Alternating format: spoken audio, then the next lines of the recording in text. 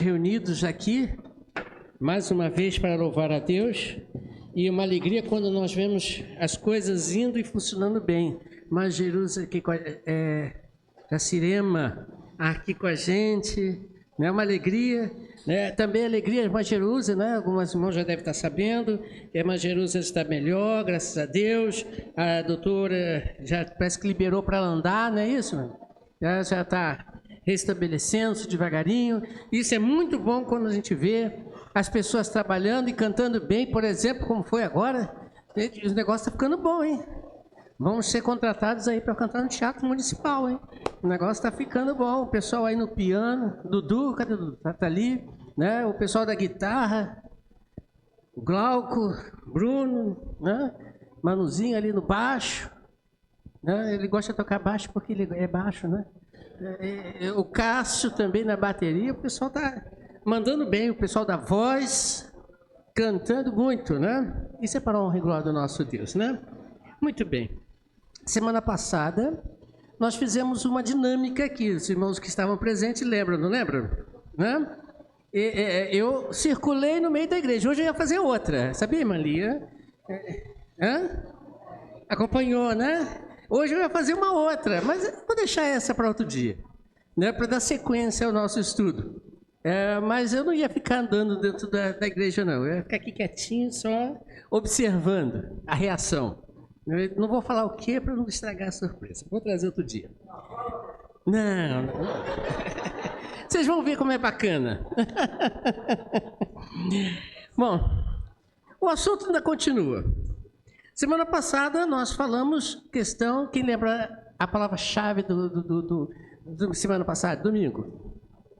Amadurecimento, crescimento cristão, né? E nós falamos sobre isso nesse sentido. E hoje nós vamos também dando sequência a essa questão do amadurecimento, porque infelizmente nós temos muitos crentes na igreja que se converteram há mais de 50 anos atrás e continuam crianças na fé.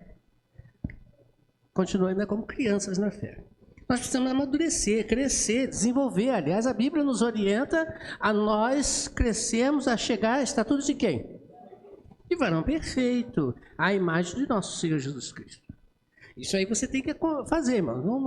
Não é não quero, é tem que. Infelizmente ou felizmente tem que. E nós vamos pensar hoje, irmãos, numa outra questão, que faz parte do crescimento também, crescimento espiritual. Que quer dizer discernir com sabedoria as coisas. Discernir com sabedoria. Eu peço aos irmãos para abrir suas Bíblias em 1 Pedro 3,15, somente a segunda parte do versículo, parte B.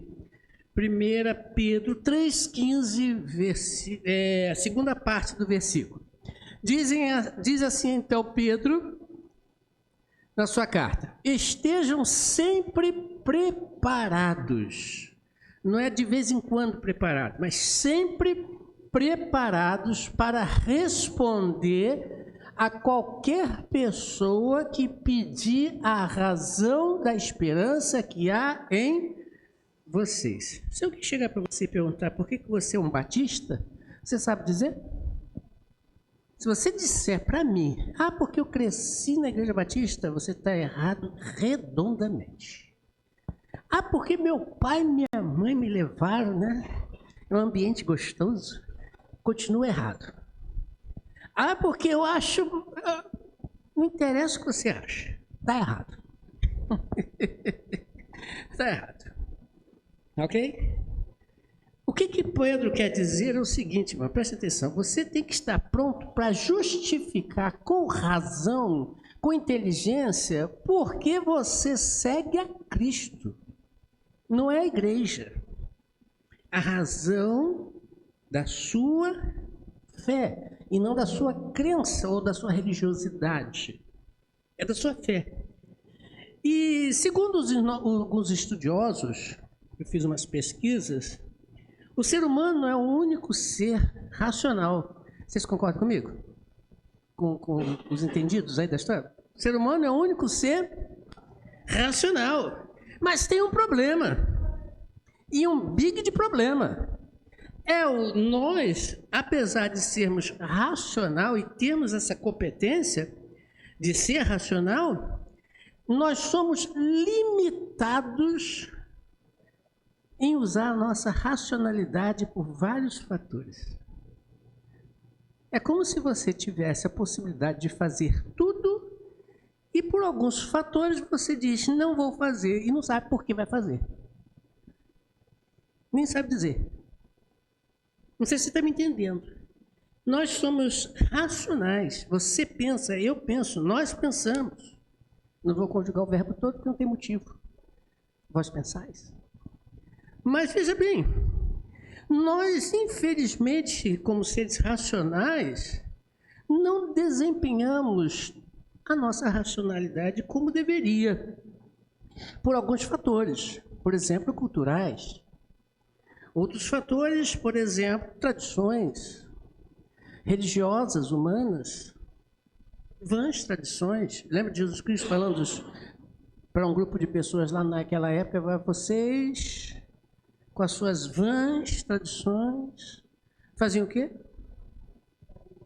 Invalidavam as Escrituras. É motivo. Falta de amadurecimento também, de compreensão, de entendimento.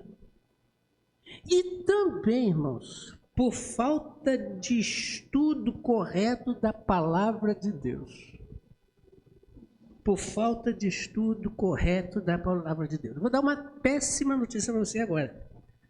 Uma péssima notícia, terrível notícia.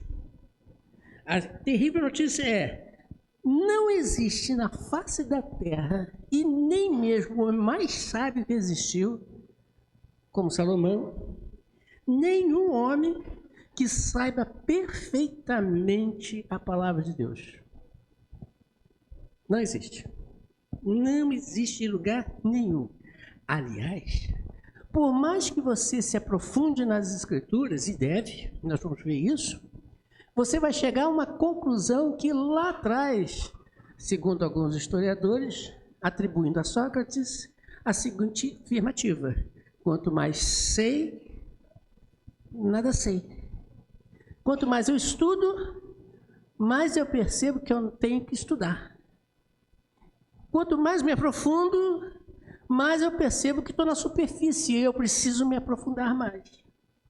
Se você chegar para mim, ou alguém chegar para você e dizer, eu sei, meu camarada, pense duas vezes naquela pessoa.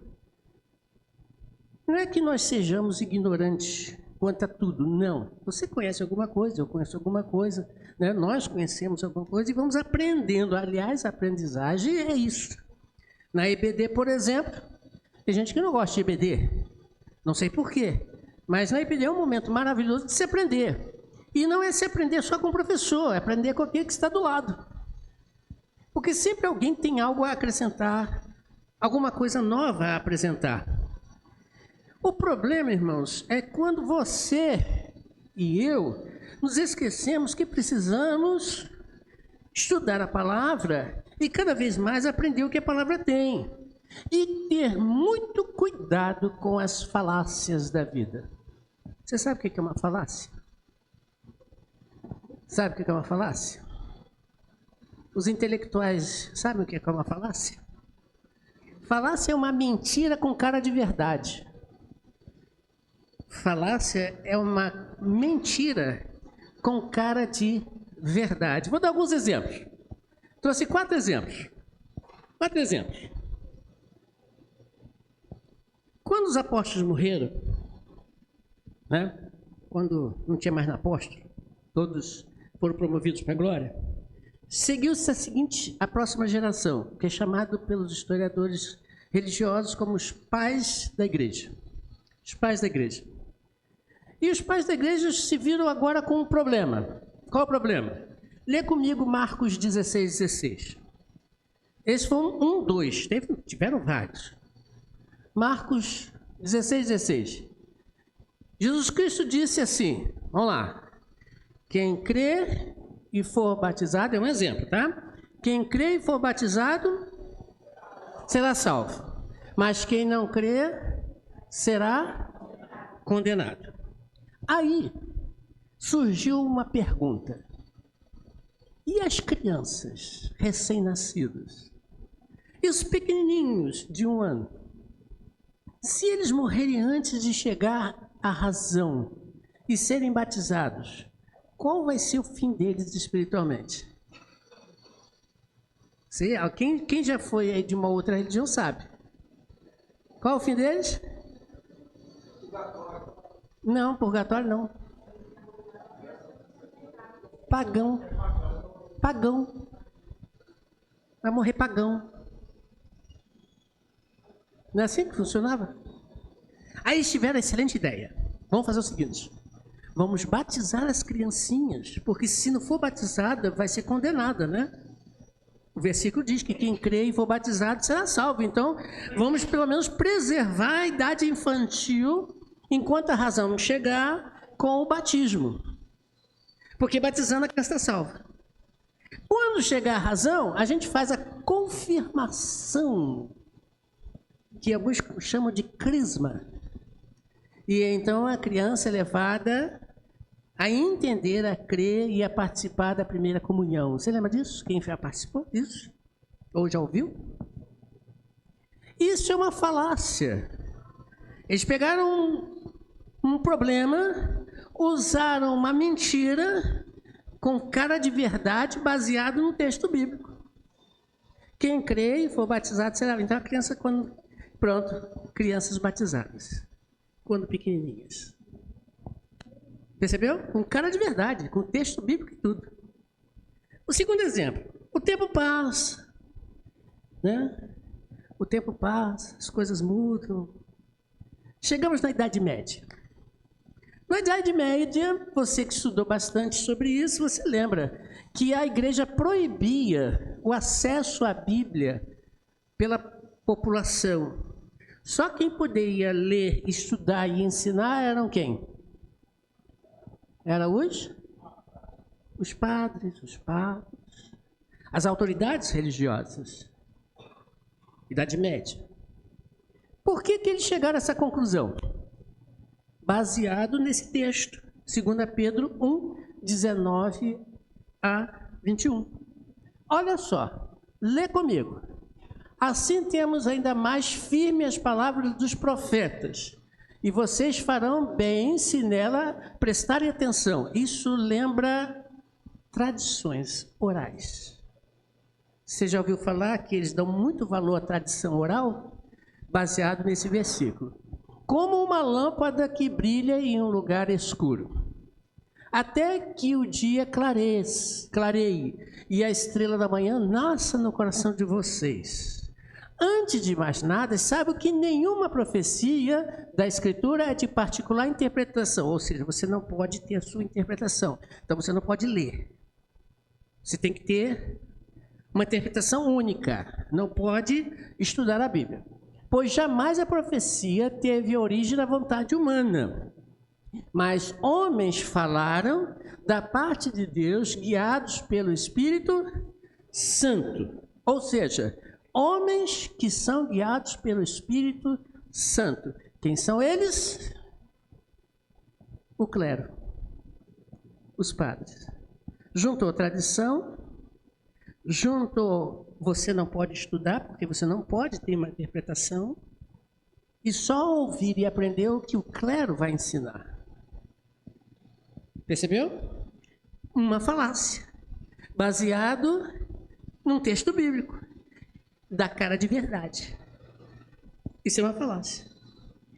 Terceiro exemplo, e esse exemplo vai ser meu. Euzinho. Há uns anos atrás, eu escrevi, não sei se é alguém que do tempo que estava lá comigo lembra. Eu escrevi uma lição inteira dizendo que na igreja não se pode dançar nem bater palmas. Nilton, você lembra disso? Não. Glauchinho, acho que também não lembra não, né? Na igreja não se pode dançar e nem bater palmas. Baseado em quê? Olha, 2 Samuel 6, 14 a 18. Eu li esse texto e outros, e vou explicar a minha falácia. E depois eu corrigi, lógico, né? Davi estava trazendo a arca para o templo. Momento de grande alegria estava acontecendo ali, porque ele estava trazendo a arca que tinha sido colocada muito tempo fora, e agora o templo estava lá. Davi, vestido o colete sacerdotal de linho, foi dançando com todas as suas forças diante do Senhor. Assim ele e todos os israelitas levavam a arca do Senhor com gritos de alegria e ao som de tamborins.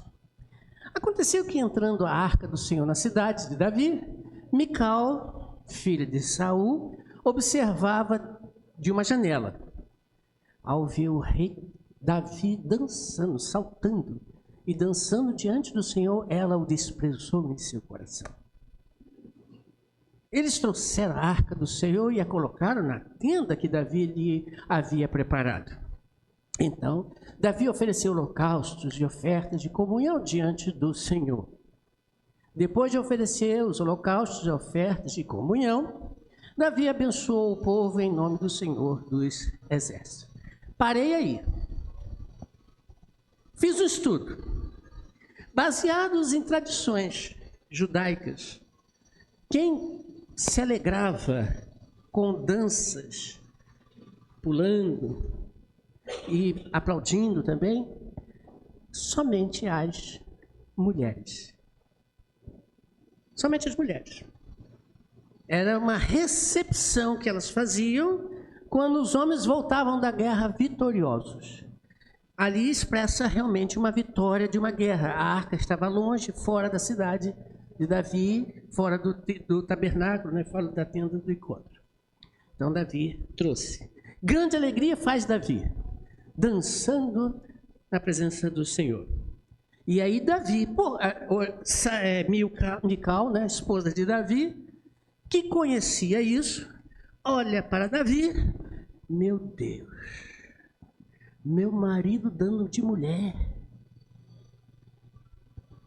fazendo coisas que são serviço para as mulheres.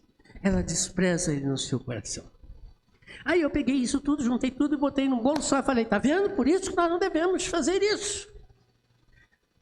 Só que eu sempre falo que um texto fora do seu contexto é pretexto para heresia.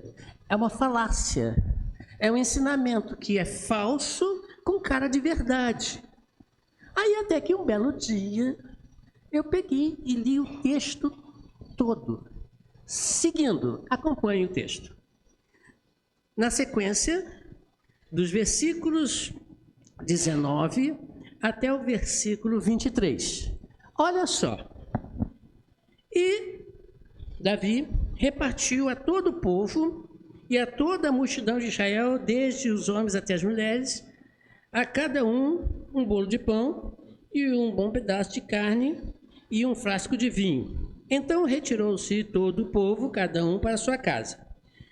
Davi alegre, voltando ele para abençoar a sua casa, Mical, filho de Saul, saiu a encontrar-se com Davi e disse: quão honroso foi o rei Israel. Ainda fez deboche, né? Honroso o rei Israel. Descobrindo-se hoje aos olhos das servas e dos servos, como sem pejo, ou, em outras palavras, sem vergonha. Sem vergonha. Se descobre qualquer dos vadios. Versículo 21. Disse, porém, Davi a Mical: perante o Senhor que me escolheu, preferindo-me a teu pai e a toda a sua casa, deu-lhe um tapa sem luva, né? Mandou-me que fosse soberano sobre o povo do Senhor, sobre Israel. Perante o Senhor tenho me alegrado. E ainda mais do que isto, me envilecerei ou desprezarei, me desprezarei e me humilharei aos meus olhos. Mas das servas de quem falastes, delas serei honrado. Versículo 23. E Mical, a filha de Saul, diz o texto, jamais teve filhos até o final da sua vida. Eu fui ler esse texto na época, eu falei, peraí, tem uma coisa errada aí. Tem uma coisa grande errada. Por que Mical foi castigada? Porque Mical foi castigada e não teve mais filhos? Porque para a mulher não ter filhos era uma desonra. Por que Mical foi desonrada? Aí eu fui estudar.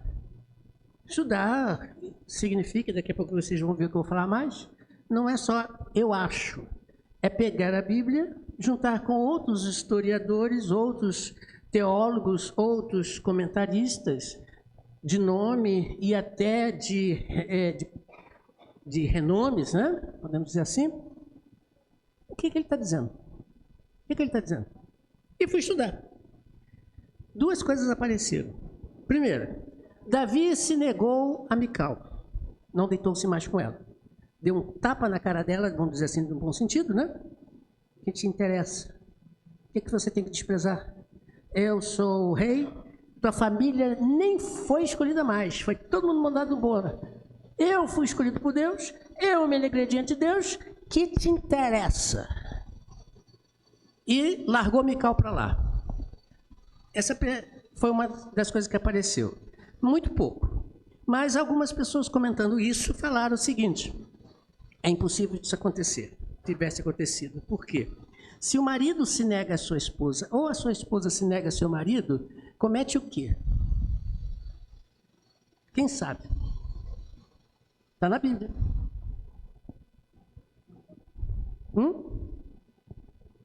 Comete cria um grande problema, a abertura para Satanás. E Paulo fala que só um pode negar-se ao outro, só se for para oração. E que não seja muito longe, para que se juntem logo, para que não dê brechas a Satanás. Então Davi não deve ter feito isso, porque senão ele estaria dando brechas para Satanás na vida dele, na casa dele. Segundo, e essa foi com peso e muito mais coerente, foi Deus fechou a madre de Mical pelo que ela fez. Ela não tinha nada que repreender o seu marido diante de Deus. E Deus faz isso. Se você ler a Bíblia, Deus abre ou fecha. Deus castiga quem precisa. E esse foi o castigo de Mical. A maioria, quase que 100%, concorda com essa teoria. Mas seja lá qual for a teoria, o que está escrito aqui e outros textos chamou a minha atenção. Você estava fazendo uma falácia. Quem disse para você que a pessoa não pode se alegrar diante de Deus com gestos, com palmas? Quem disse isso para você? Não está escrito isso na Bíblia. Aí eu aprendi. Isso é uma falácia. Eu mesmo, e você e nós podemos fazer isso. Ler um texto, chegar a uma conclusão que não é acertada. Último texto, para nos ajudar nessa falácia. 1 Timóteo 5:20. Esse texto aqui, irmãos, eu peguei de propósito, porque muito tempo se foi feito em nossas igrejas o que esse texto fala. Muito mesmo. Os que pecarem deverão ser repreendidos diante de todos para que os demais também temam. Aí, na história da igreja, desde que eu me lembro, todos que pecaram eram repreendidos diante da igreja. Todos quem? Todos quem? Você lembra? Todos quem? Todos que adulteravam. Eu nunca vi. Se você viu, irmão, por favor, me fale, eu preciso disso. É material de trabalho. Eu nunca vi ninguém ser repreendido dentro da igreja porque pensou mal de algum irmão. Eu nunca vi ninguém ser repreendido da igreja porque levantou falso de outro irmão. Eu nunca vi, irmãos. Pode ter existido. Não vou descartar. Mas eu nunca vi. Eu já passei por algumas igrejas e nenhuma delas eu vi isso. Eu nunca vi ninguém falar mal do irmão e ser, por isso, disciplinado. Nunca vi. Eu via muito. Porque bebeu, porque adulterou. Mas isso que eu pego, né? Tem muito crente que bebia e bebe até hoje às escondidas. Não vou entrar na questão aqui do bebê, aqui do adultério geralmente aparece logo a barriga de alguém, né? Muito bem. Mas eu nunca vi isso. Aí eu fui ler o texto. Peraí, um texto fora do seu contexto é pretexto para heresia, não é? Então eu fui ler o texto inteiro de Timóteo, capítulo 5, versículos de 1 a 20. Pode ler até todo se quiser. Aí eu fui ler o texto. Qual foi a minha surpresa? Vou com os irmãos junto. Paulo está escrevendo a quem?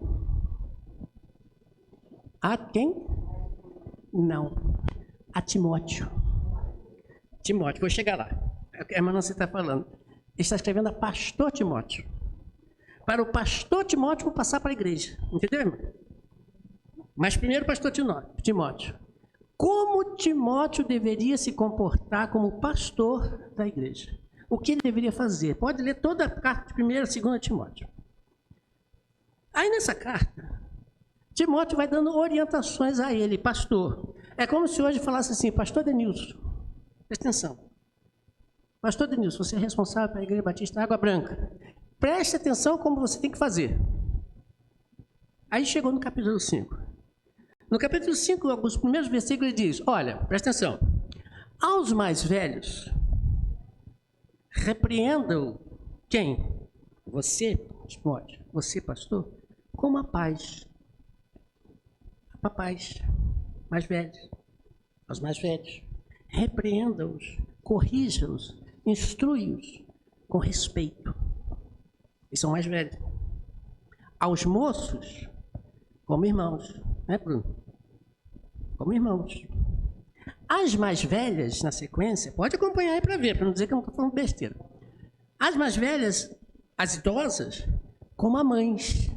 Então, quando você tiver que chamar a atenção de uma senhora de idade, seu pastor Denilson, chama como se fosse sua mãe, com respeito.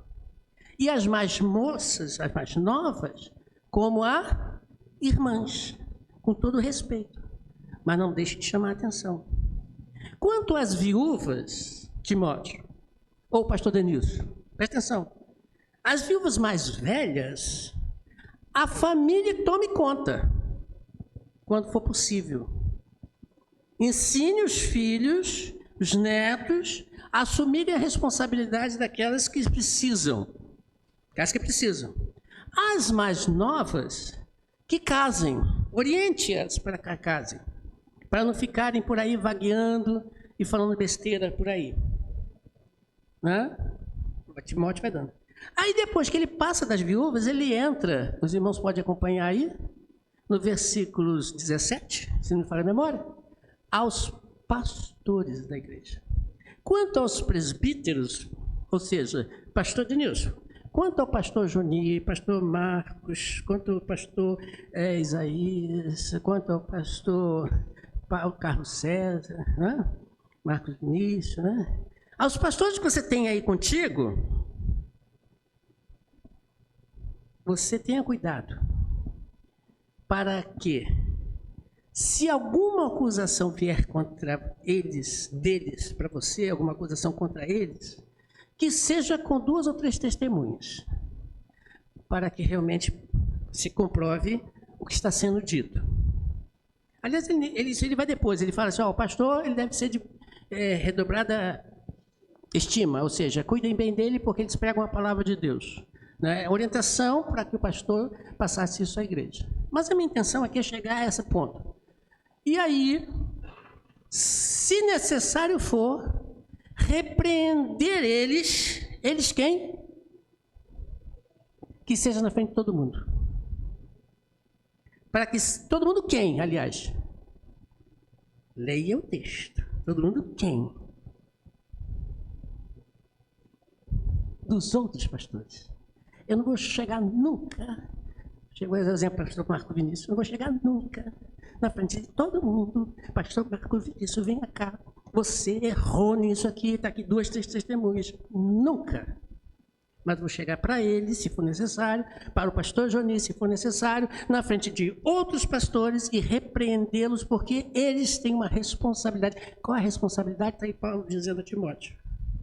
Qual a responsabilidade deles? Trabalham com a palavra. Trabalham com a palavra. Para que sejam eles repreendidos diante dos outros que trabalham com a palavra, com a responsabilidade de trazer a verdade a quem? A igreja. Isso é uma falácia quando diz esse texto que as pessoas usavam, que as pessoas tinham que ser repreendidas publicamente na frente de todo mundo. Não interessa o quê? Está errado. E tem outros textos também mais. Isso é falácia.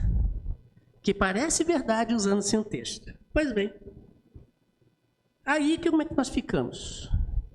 Como é que nós ficamos diante desse problema? Porque é um problema. Qual é o problema? Atenção com as falácias, com a mentira. Então você tem que discernir o que é e o que não é. Ter a coragem de entender, aprender, amadurecer.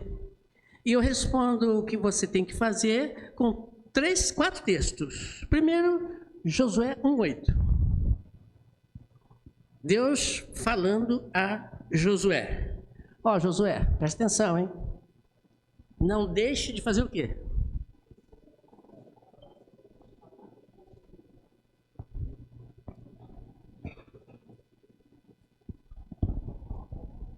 O pessoal da internet achou que todo mundo leu alto, né? Mas foram poucos que leram. Não deixe de mencionar as palavras deste. Não é o que eu acho, o que eu penso. É o que a Bíblia diz. E meditar. O que a palavra meditar soa para você? Ela soa como o quê?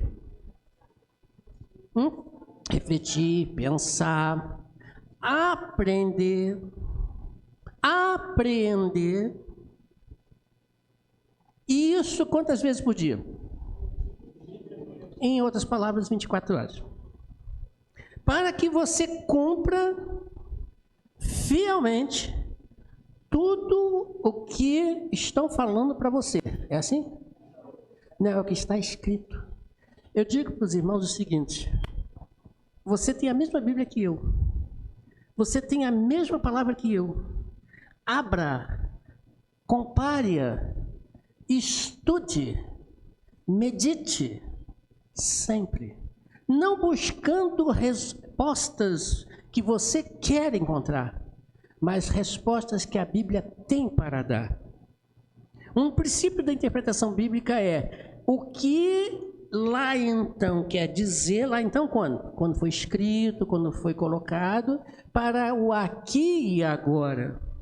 Não é o aqui e agora que eu acho que penso que foi colocado lá atrás. Não. É o que está lá. Não sei se vocês já perceberam. O pessoal lá da multimídia fica desesperado comigo.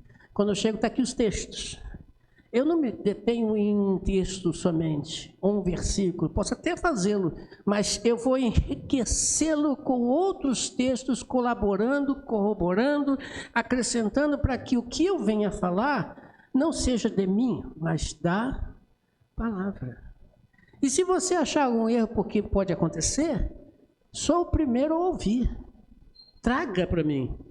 Igual uma vez eu preguei. Falei uma besteira.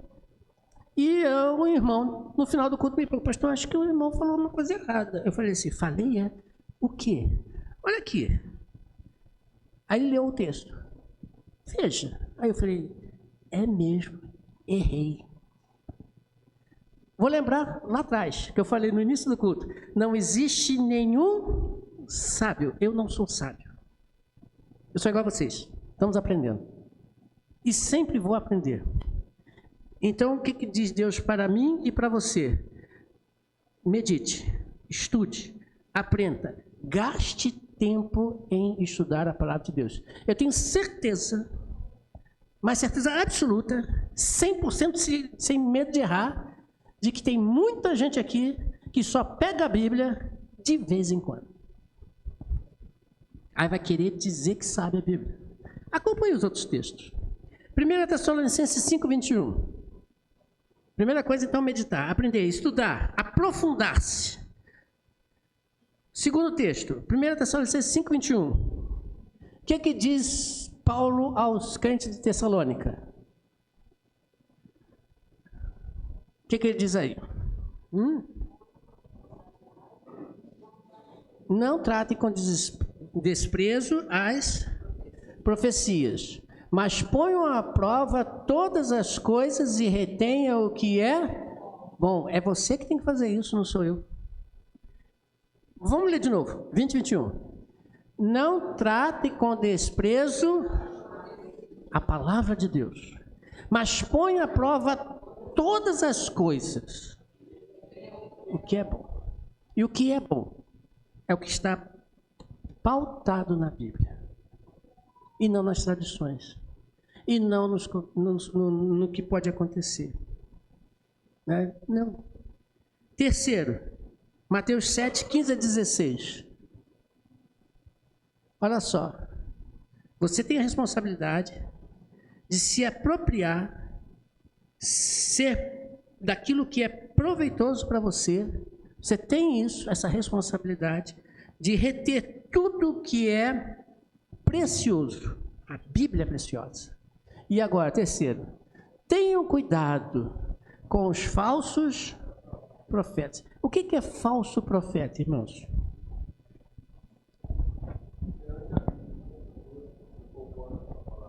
Isso, o irmão está caminhando bem nesse texto.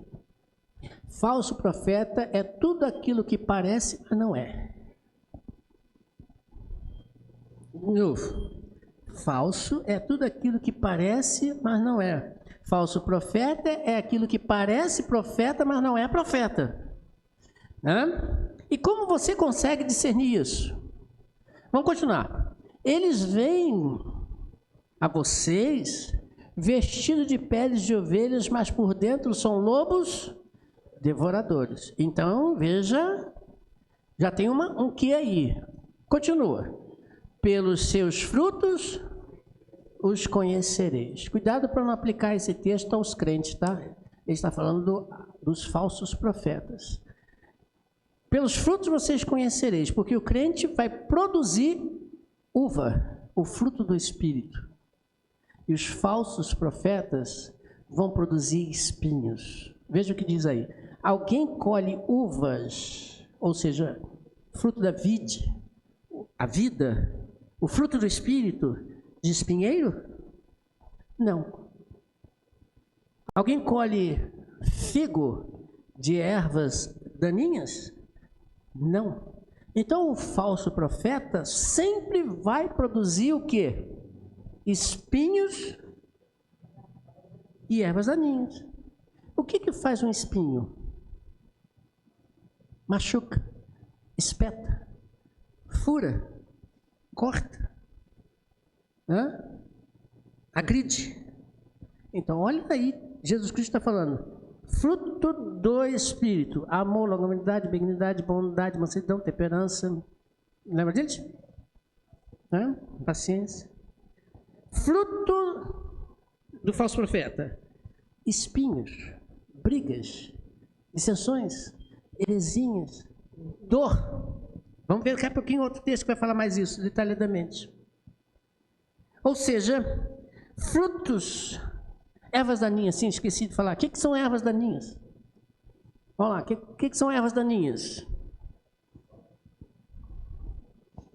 São plantas que eu poderia dizer selvagem e também espinhosas, que pela sua questão de serem nocivas, elas destroem as outras plantas. Ervas daninhas, isso. Repetindo, olha só, a característica do falso profeta: dor, corte, dissensões, brigas, heresias, e ainda por cima sufocam as plantas que produzem o fruto da vide. Cuidado com eles. E aí Paulo, fechando, e eu fecho também, 1 Timóteo 6, 3-5. Agora você vai fechar aí comigo, dizendo o seguinte, olha, se alguém ensina falsas doutrinas, como é que você vai distinguir se é falso, se não é verdadeiro? Como é que você consegue fazer isso? Na palavra, sempre pela palavra. Até quando eu estiver falando, pelo amor de Deus, me julguem se eu estou falando dentro da palavra ou não. Se eu estiver fora, seja o primeiro a chegar para mim e dizer, você está fora da palavra. Porque o dia que eu pregar fora da palavra, eu vou reconhecer o meu erro e botar minha viola na mochila, como o pessoal falava, né? E vou sossegar. Deixei de ser o verdadeiro. Mas o verdadeiro, quando mesmo erra, ele aprende. Estamos aprendendo, lembra disso? Se alguém ensina falsas doutrinas e não concorda com a sã doutrina do Senhor Jesus Cristo, então a minha base é a Escritura, é a palavra de Deus. E se quiser fechar um pouquinho mais esse negócio, vá para Jesus Cristo. O que Jesus Cristo ensinou sobre? Porque tudo que ele ensinou está lá. Em Mateus, Marcos, Lucas e João, está lá o Evangelho. Tudo que você precisa saber está ali, dito pelo próprio Jesus Cristo. As outras cartas também são palavras de Deus, mas todas elas concordam com o que Jesus Cristo falou. Todas elas. Por isso foram consideradas inspiradas e estão na Bíblia, como você conhece hoje. Então, tem que concordar com Jesus Cristo e com o ensino que é segundo a piedade. O que é piedade, irmãos? Não é aquela pessoa meiga, boazinha, piedosa. Não, não é isso. A palavra piedade na Bíblia significa, pode consultar lá, fidelidade de Deus ou a respeito de Deus. Tudo que é fiel a Deus. Jesus Cristo não trouxe nada que não fosse da parte de Deus. Tudo concordando com as Escrituras, que no caso, na época, era o Velho Testamento. Nada ele contradisse com o Velho Testamento. Então, continua dizendo Paulo a Timóteo, todo aquele, então, é orgulhoso e nada entende. Tal pessoa mostra um interesse doentio por controvérsias. Adoro uma discussão, né? E discussões inúteis, que resultam em inveja, olha o espinho aí, desavença, calúnias, suspeitas malignas e atritos. Olha o espinho, gente, clarinho aí, né?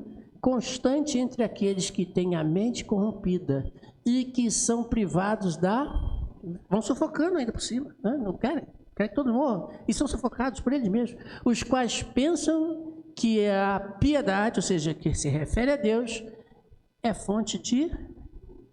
Eles estão atrás do dinheiro. Atrás do dinheiro. Não estão atrás da palavra e fazer a palavra pensar. Discernir. O que você tem que fazer então? Resumindo isso aí em poucas palavras. O que você tem que fazer então? Você precisa estudar a palavra de Deus sempre. Não abandone isso. Leia a Bíblia. Estude a Bíblia. Não abandone nunca. Para nos ajudar, existem bons livros. Né, irmão Zé Bento? O irmão Zé Bento gosta de estudar, e outros aqui também gostam de estudar. O irmão Zago também gosta de estudar. Existem bons livros. O pastor Marco Vinícius sabe. Se você quiser um bom livro, você diz, pastor, que livro eu posso ler para ajudar a entender tal assim? Não vá só para o Google, não, tá? Pelo amor de Deus. Tem muita coisa boa também, mas tenha cuidado. A gente diz, indica bons livros para se estudar. Né? Bons livros para pesquisar. Bons, ótimos. Então, você tem que ajudar a entender a Bíblia, você precisa estudar a Bíblia, ela mesmo se responde. Se você tiver dúvida num texto, vá direto para Jesus Cristo, que ele vai dizer a mesma coisa, só que com as palavras até inclusive mais fáceis de se entender. A Bíblia se responde, mas você quer ler livros? Ótimo, e faça isso, é bom para ter outra visão.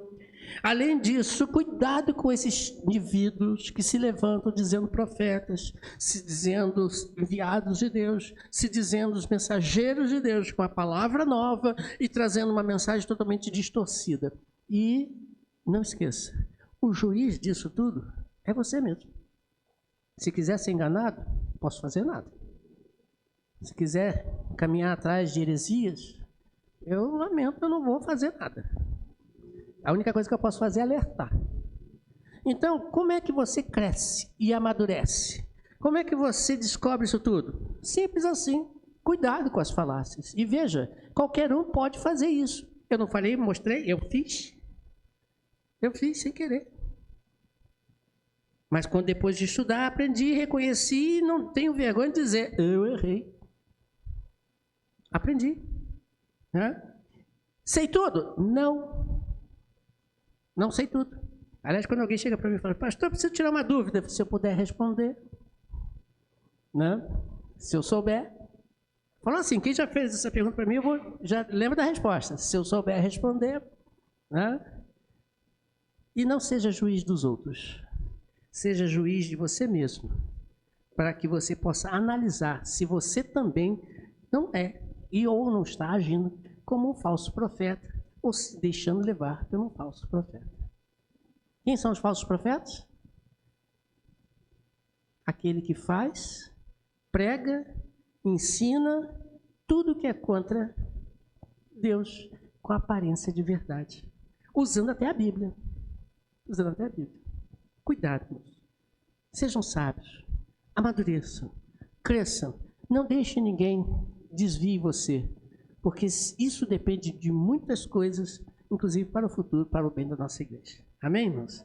Vamos ficar de pé e vamos orar? Pedir a Deus que nos ajude a compreender, a meditar e crescer na palavra de Deus. Pedir ao nosso